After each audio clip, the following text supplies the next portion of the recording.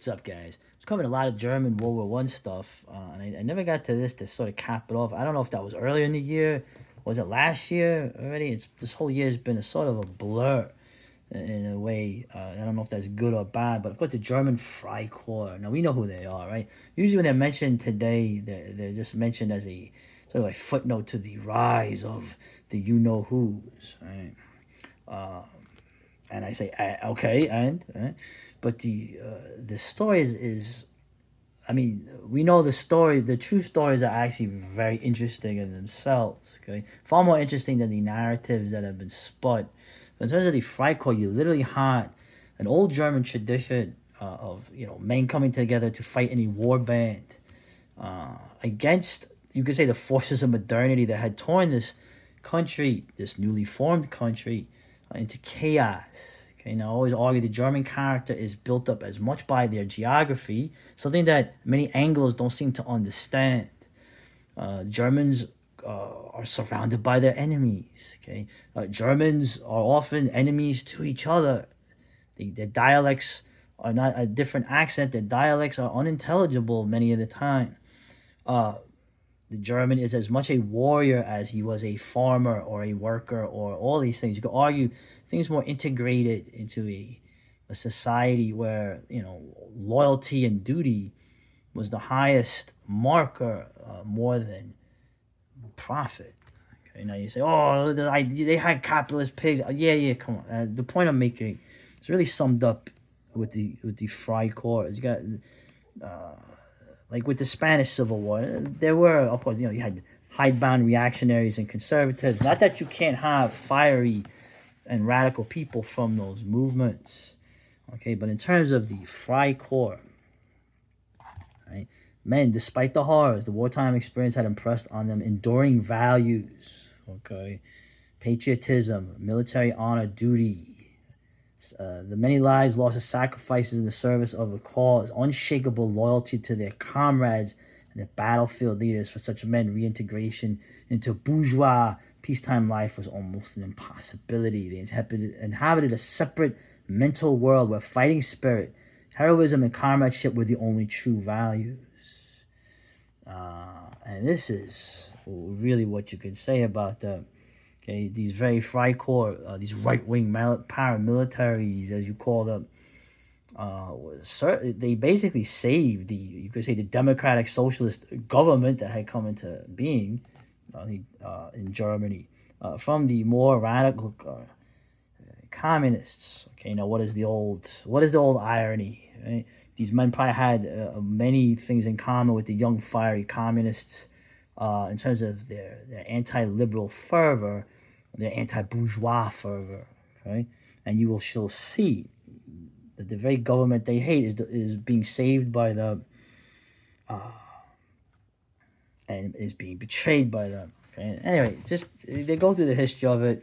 And real quick, when you think of the Freikorps, you usually think of these kind of photos. You have these dudes; they look like a gang, an undisciplined little gang of pirates or whatever, usually behind a weapon, and they look cool as hell. They look like they're gonna go out and they're gonna kick some ass. Except these guys did, and these guys basically crushed the communists all over Germany, and they also went against their other enemies, nationalists of other countries, trying to grab what they could from Germany, which is to say the Slavs.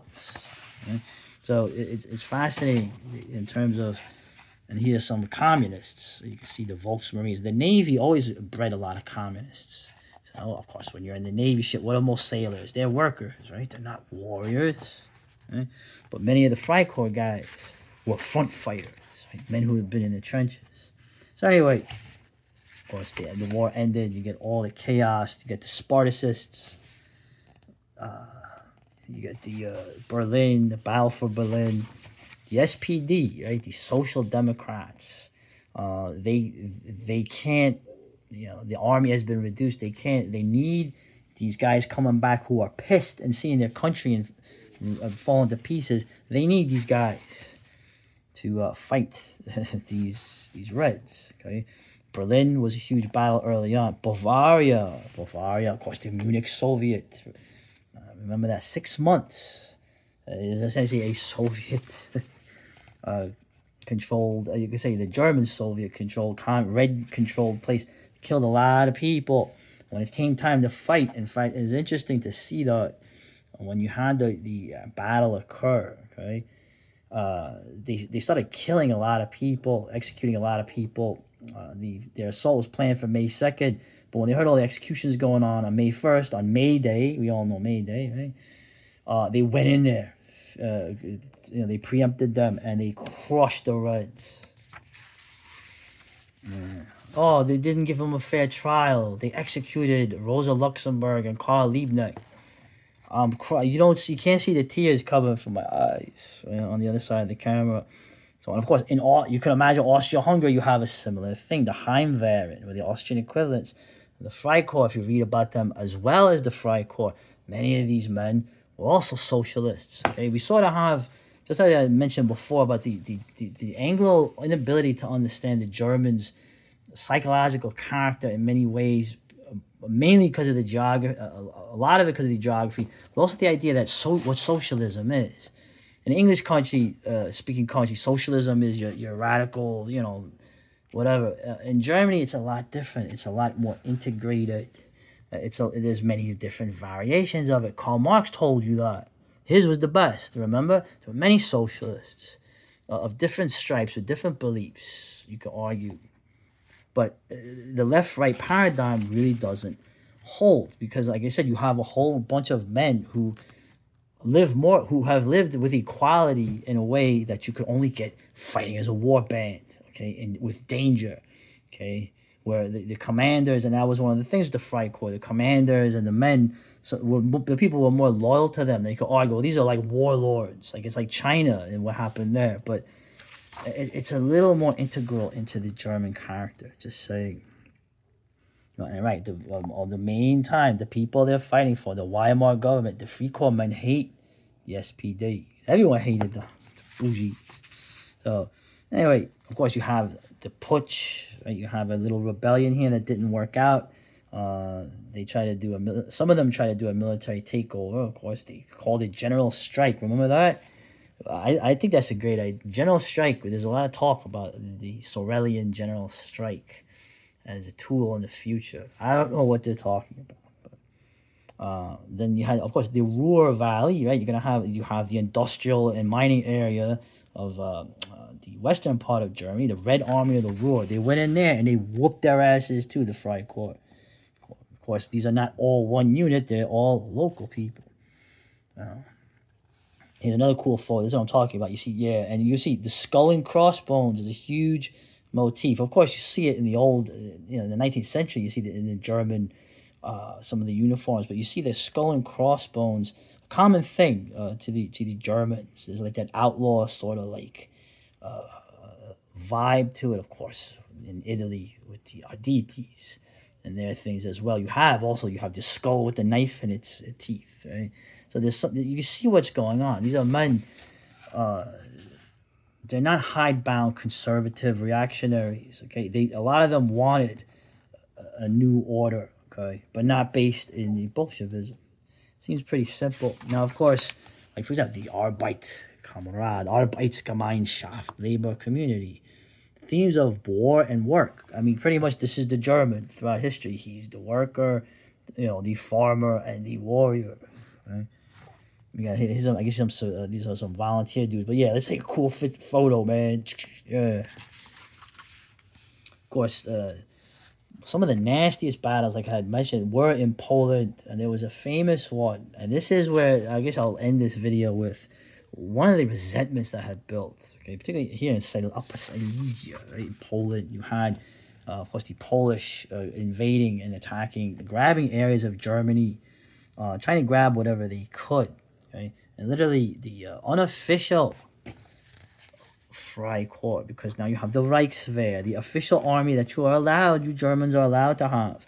But they knew they had to depend on these black Reichswehr people, these unofficial Freikorps people, in order to have more of an input. And when you read about what they did in Poland against the government, many of these men, the tight bonds they had, they went there, they snuck into Poland with weapons, and they went at it and they beat the Poles. And every time they beat them, and they could go further. And this happened in some of the earlier battles. They were always stopped at the end, or they were always ordered to uh, give up the territory they won through blood and fighting by the government, the Weimar government. Okay, this happened a lot. This happened frequently, and the resentment was just building. So anyway, and we sort of know where that kind of thing was going to go. And what else can I say about the Freikorps? Well, obviously we're in a different time. Oh, you baddies, right? We're in a different time. Obviously, the left isn't even the left as we think. The right, it's all meaningless. But these men, and it's very clear to say these men were not these reactionary, hidebound conservatives. They saw where your true equality comes from. It comes through comradeship. Okay, and one of these keys they had in beating far larger groups of opponents. Okay, they were front fighters. Berlin, Munich, the Ruhr, of course, Poland, right, Upper Silesia. These men, the experience they have, they've been through this before.